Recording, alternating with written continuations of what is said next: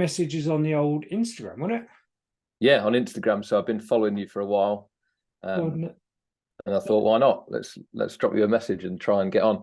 yeah, no, exactly, mate. I do like it. I just find the chaps like you just like appear to like pop out of nowhere, and suddenly I've got like this full blown story and quite open about it. And it's like, oh, can I do a video? I'm like, yeah, yeah. Why not? So tell us about yourself, mate.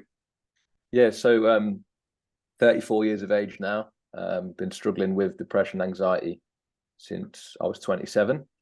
It was something that before, you could ask my family and friends, I would never have even thought of, to be honest. And then in my previous role, things kind of started getting on top of me. That was at the end of 2016.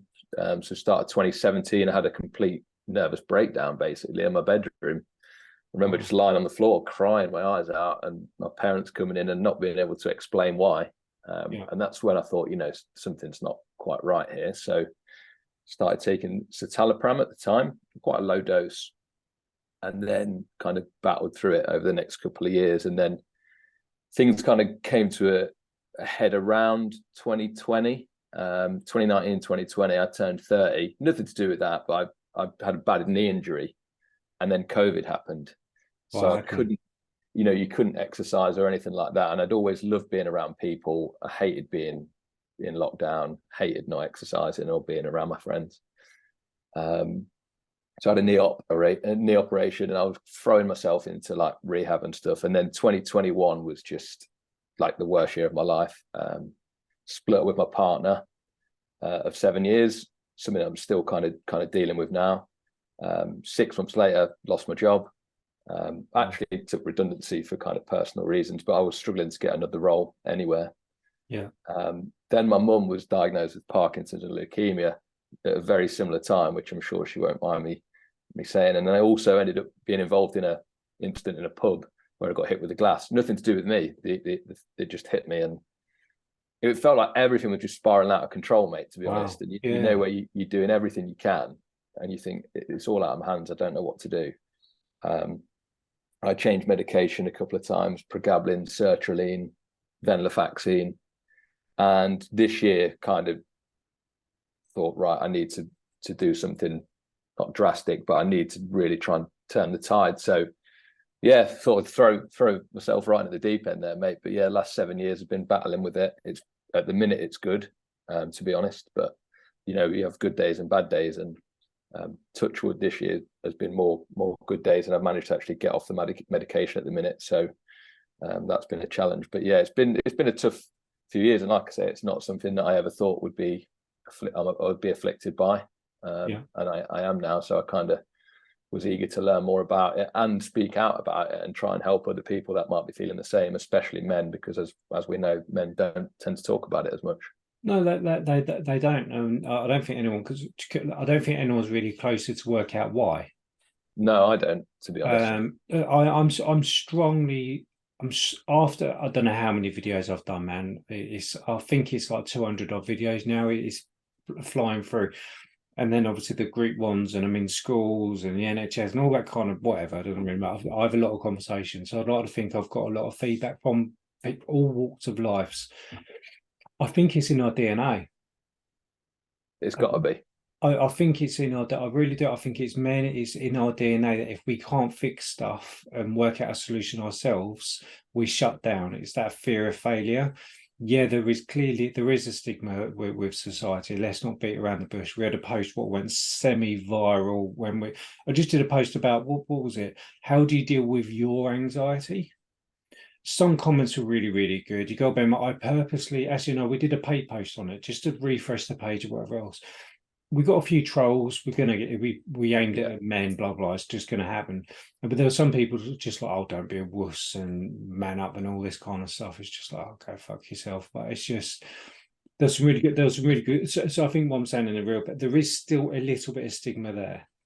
Oh, 100%. And I felt that personally in my old job, and because to some extent now, but gender roles have changed a lot over the particularly over the last few years. But men you know, like what it's like when you're around a group of your mates and everyone's having a laugh and stuff, and you can kind of tell when people aren't being themselves, or maybe they're drinking a bit too much.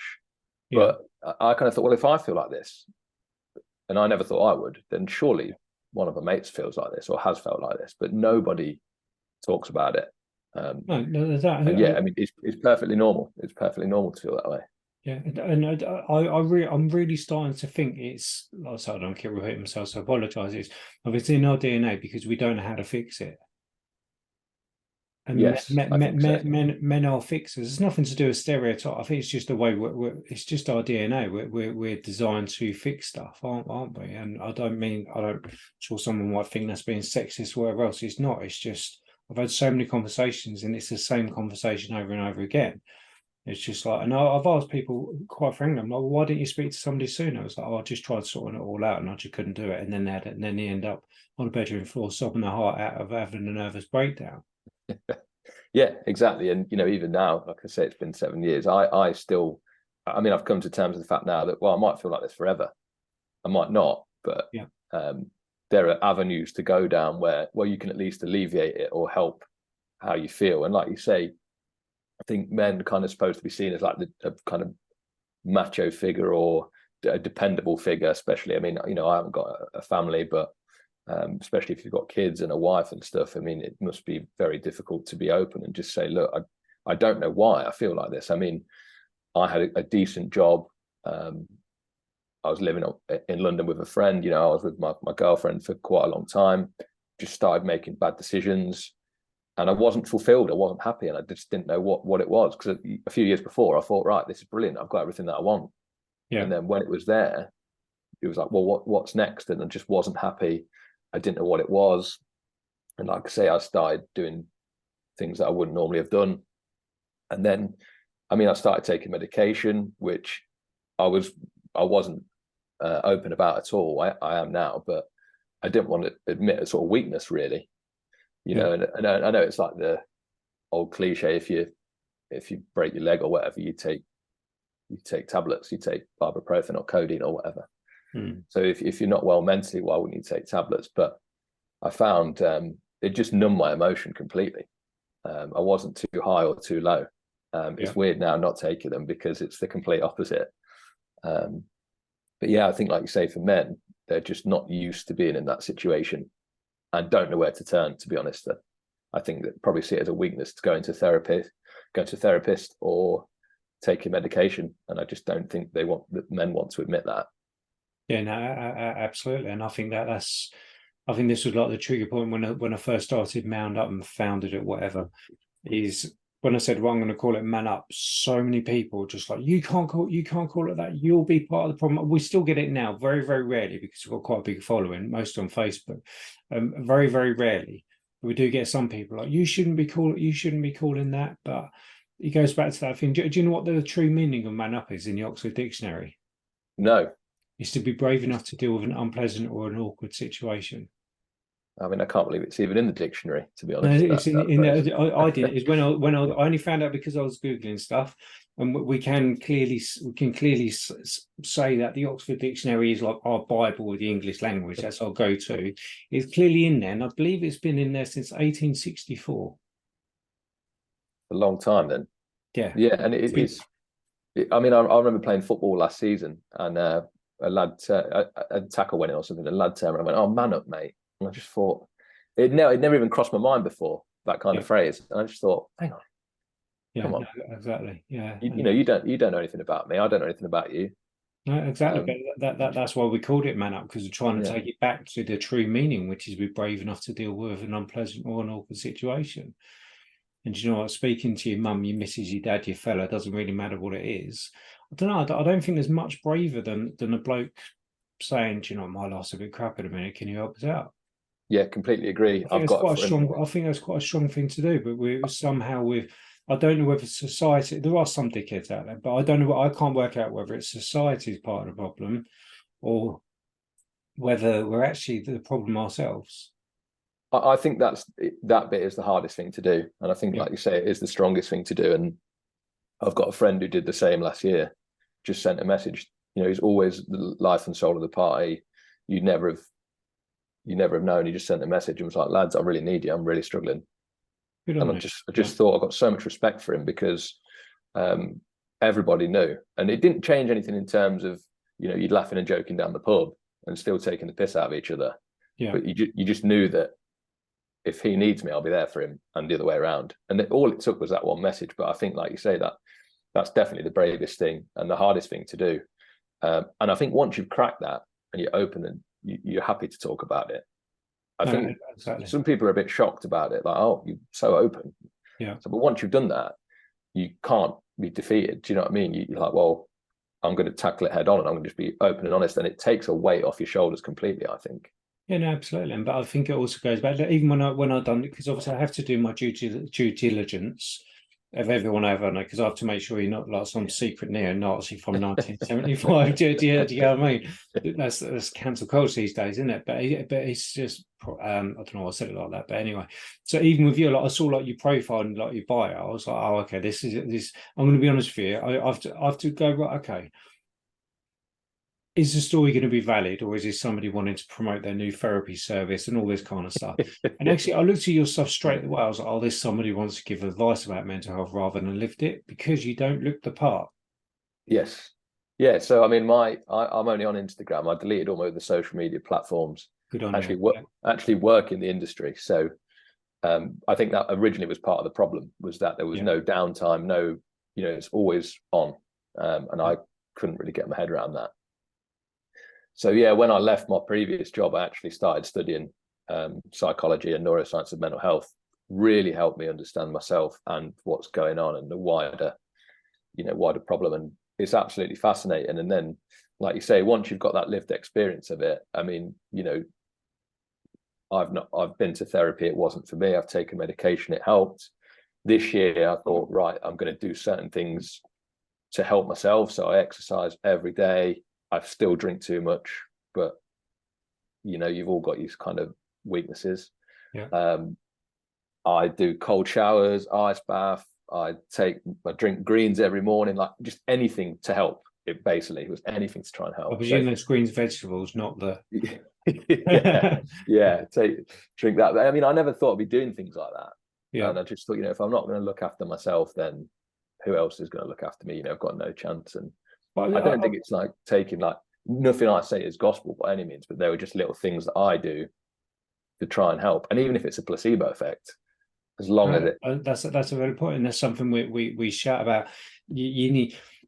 Mental health is no joke. Well, you're looking at two blokes here who have got lived experience. It's really not. But I think to get past the utter shit, get out of that hole, we've really got to learn to help ourselves. Yeah, we can blame the lack of therapy. We can slag off the NHS and whatever else, because it is all crap. Let's not beat around the bush. But some things, learning what makes us feel better about ourselves, if that's wild camping or you're doing football or. Well, it doesn't really matter where you cold water therapy. It doesn't really matter, because if it works for you, you're doing something. That's something we promote. It's like you need to find something what works for you. 100%. And I think, like I say, I tried so many different things. And even if it's like little 1% and 2% and it just adds up, or even if it's a placebo effect and it adds up and actually makes me feel better, then I think, well, I need to do more of that. And, you know, like I say, I know I still drink too much, but I like to go out with my friends and have a drink. And then the next day I know that I'm going to feel anxious. Yeah. And it's completely self-inflicted. It's my own fault. And then I think, well, okay, next day I'll do this I'll go out on my bike or go for a run or whatever to try and make myself feel a bit better. So like you say, I think it's just knowing those and identifying those things that make you feel better. And like, you know, again, it's no coincidence who you're with when you feel good and who you're with when you feel bad. And just knowing those trigger points, I think. Yeah, absolutely. So how did you get to this moment in time, or was it literally just with your parents hovering over you while you're blubbering on the kitchen? Did you say the kitchen floor? Bedroom floor. Bedroom floor. So I don't mean to joke about it. I joke about stuff like that all the time, because that's just how I deal with my own stuff. Well, yeah, you've got it really, haven't you? I think it was exactly. Yeah, 2017. I just think when we talk about mental health, I just think everyone, when we talk to somebody about their mental health or life problems, let's ignore the term mental health, just life problems, because everyone has life problems. End of. I think as soon as we start thinking, oh, mate, are they depressed? Are they anxious or whatever else? We put on a white coat. Yes. And the phrase is scary in itself, mental health. I think it should be called Exactly. mental ill health personally, but Yeah. No, you know, exactly that. it's no different from physical health. And as soon as people say mental health, it's like, oh my God, I don't Yeah. want to talk about it. And Yeah. you know, yeah. Hide the So knives. Yeah. yeah, exactly. And you know, hide the tablets, hide the cutlery. That's what it's seen as, isn't it? You Yeah. know, in certain Absolutely. aspects. So, So, um, so how have you got to this like near happy place? I mean, it helps obviously, but yeah, that was 2017, which is when I knew something wasn't wrong, and something was wrong. And then, if you think that's 6 years ago, that's a pretty substantial time of my adult life that I Yeah. thought I'm going to have to deal with this. But basically, it was like I said, 2021 was awful, and I started looking inwards and thinking, well, if these things are happening, what is it that I'm doing to attract these things happening to me? Because bad things are happening. Am I doing something wrong? And then I thought with the medication, I ended up being on a really high dose of venlafaxine, which I quite liked, but I thought I can't go on just feeling no emotion. Yeah. And I really want to taper it down.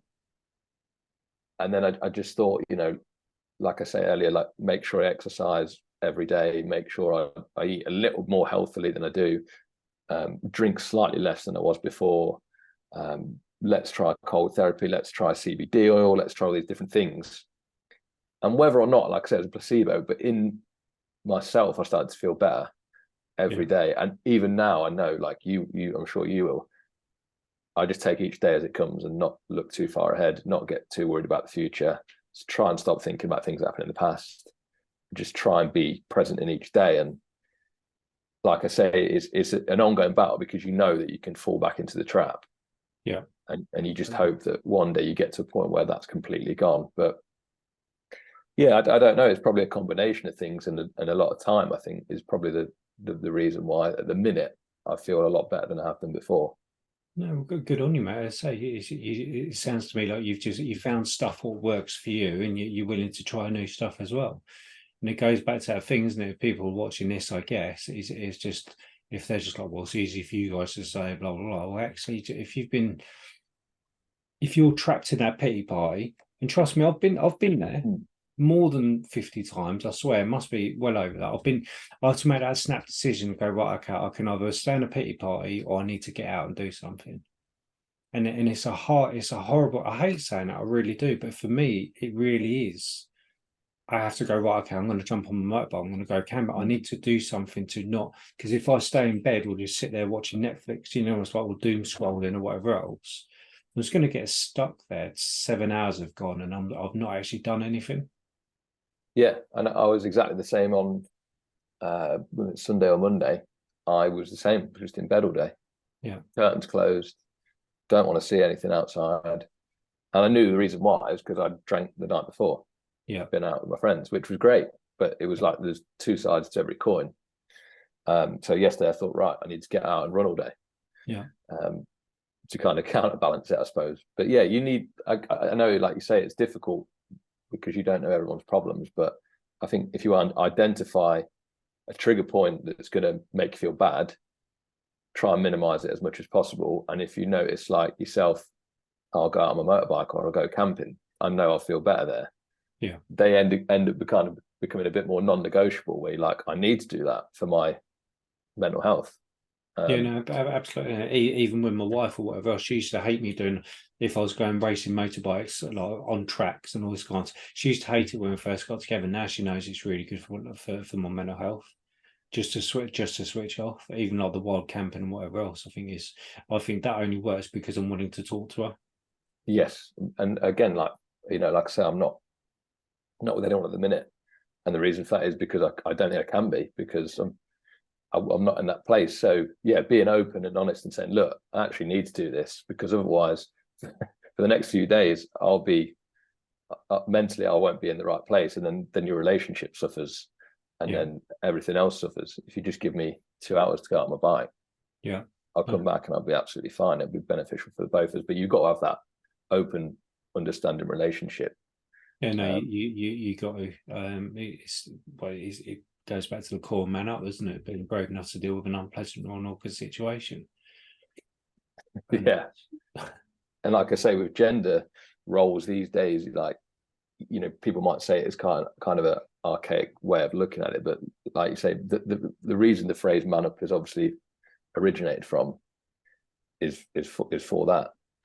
And in the family environment, I imagine that's really difficult, which is not something I've had to deal with. So yeah, I know that might come down the line. It might not, but if it does, it's like, well, hopefully I can be open about it. And if I am struggling, just say, like, you know, I need a bit of time, or I need some support. exactly. Yeah, just help us out with something, isn't it? Really. And I think sometimes the best way to talk about mental health is by not talking about mental health. Yeah. And what I mean by that is just, sometimes not everything's mental illness or mental health. Sometimes just having a shit. Sometimes we can just have a shit day. The trouble is, and I think blokes are worse for it, is we'll have a shit day. Something happens. We don't talk about it. We don't process what happened. Does it? It can sometimes be something so small. The trouble is, because we don't offload that to somebody or do something, the next day something else happens, then the next day something else happens, and then you're getting more and more pissed off, and then weeks or days, weeks, months have gone by, and you've caused yourself. I don't mean how that sounds, but you've built up so much stuff where I'll use you as an example, and I've been myself, where you're literally on a floor, unable to function. And when people are like, well, how did it start? And you actually don't know. Absolutely. Because your brain is so confused and fluffed up. Do you know what I mean? So that's why we're massively just nip it in the bud early. And sometimes that's not talking about mental health. I'm just having a shit day. Yeah, I think I saw something the other day on Instagram, was like, if you've got a small problem, nip it in the bud, because it will become a big problem. Yeah. And things just snowball, and you get in that negative thought loop.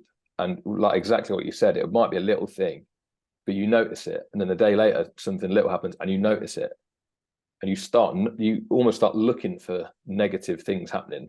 Exactly. And it builds up and snowballs, and the next thing, it's been 6 months and you go into the doctor. Whereas if you, and I know exactly why why that happened to me when I was on my bedroom floor, was because I held it in and didn't tell anyone. If I'd have addressed it early and said, this is how I'm feeling, and what do I need to do to stop it, it wouldn't have happened, but it did. And that was not my own fault, but some of it was my own fault for keeping it in. Yeah, no, exactly. So hopefully if somebody's watching this when it goes live, learn from our fuck ups. Yeah. And it's as simple as that. Don't be like us who's preaching. And so just before we draw to a close, there's that queue of me secretly looking at the clock up there, trying to do it really. I should put a clock behind there, and then yeah, that'd help me. So if anyone's if anyone's watching this and they're just like, maybe that's a little bit, what would you say to tell them to do? Suggest they do? I honestly think that the best thing to do is, again, it's difficult if there's no one that you can confide in or trust explicitly, go to your GP. Yeah, that's the first thing I did. They might do the easier thing and chuck you straight on medication, but that might help for 2 weeks to a month. Yeah. Otherwise, find someone you can confide in or trust, your best friend, your partner or your wife or whatever, your brother, and just say, because honestly, that, like I say, I felt like once I could speak about it, a weight was lifted off my shoulders. I felt bulletproof.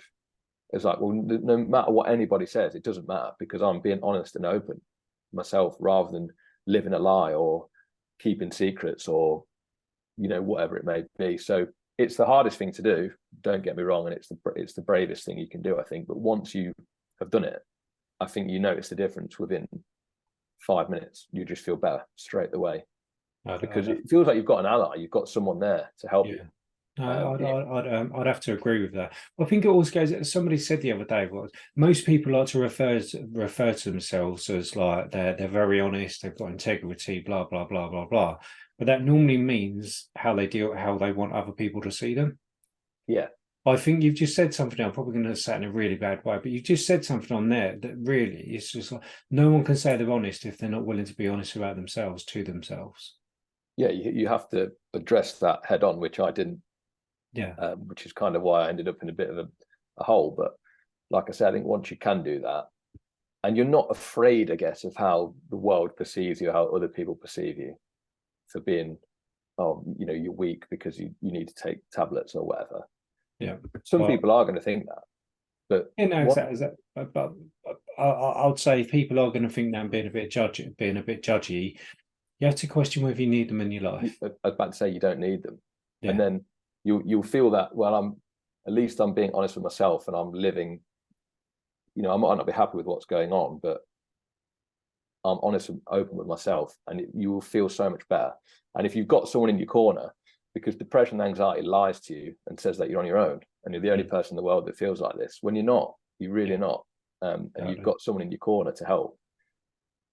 I honestly think you'll see the benefits. And like I say, it's the hardest thing to do, but once you've done it, you'll be very proud of yourself. Exactly that, mate. But on that bombshell, there's that cue. That's a good little ending. That. Let me hit the record button. 1 second, mate.